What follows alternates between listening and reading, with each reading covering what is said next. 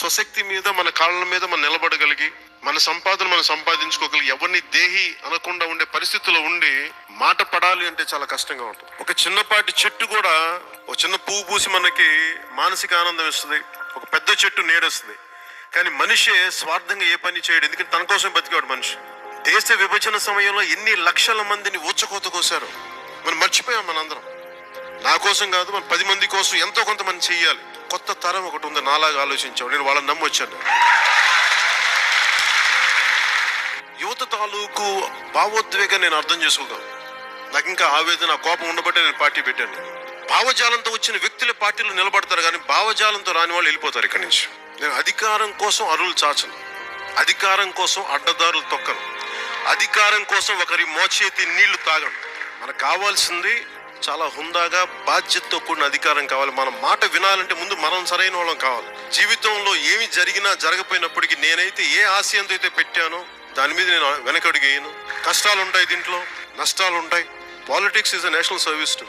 నేను రాగానే super stardom సాధించాలని సినిమాలో నేను అనుకోలే. సహజంగా నా సినిమాలు బాగా ఆడి, కథలు బాగా చెప్పగలిగి, నేను పెర్ఫార్మెన్స్ బాగా చేస్తే అది ఆటోమేటిక్ మనం పెరిగి పెద్ద అవుతాం. అలాగే రాజకీయాలు కూడా మన పని మనం చేసుకుంటూ వెళ్దాం. అది ఈ రోజు అధికారం ఇస్తా, రేపు అధికారం ఇస్తాం నేను చూడట్లేదు. విమర్శించే వాళ్ళకి మటుకు చాలా ఘాటుగా సమాధానం చెప్పాలి. నేను సహనాన్ని బోధిస్తాను. సహనం అని చెప్పి పిరికితనం కాదు, పిరికితనంగా కూర్చోమని నేను చెప్పను. ధైర్యం ఉన్నవాడికి సహనం ఉంటుంది. ప్రతి ఒక్కరూ ఏదైనా మాట్లాడితే, పార్టీ గురించి మాట్లాడినా, నాయకత్వం గురించి మాట్లాడినా, ఒకవేళ వాళ్ళు ప్రత్యర్థులు చెప్పిన దాంట్లో నిజంగా తప్పు ఉంటే నేను సరిదిద్దుకుంటాను. పబ్లిక్ నేను క్షమాపణ చెప్తాను. వాళ్ళు అన్నది రైటు, నేను క్షమాపణ నేను చెప్తాను. కానీ వాళ్ళు తప్పైనప్పుడు మటుకు చీల్చి చెండాడే పరిస్థితి మీరు తీసుకోవాలి. మీరు చీల్చి చెండాడటం అంటే గౌరవం ఇవ్వాల్సిన చోట గౌరవం ఇవ్వండి. చాలా సామరస్యంగా మాట్లాడదాం, బలంగా మాట్లాడదాం. నేను మిమ్మల్ని రక్షించుకుంటాను. భావితరాలకి బలమైన పార్టీ ఒకటి ఉంది, నిలబడింది.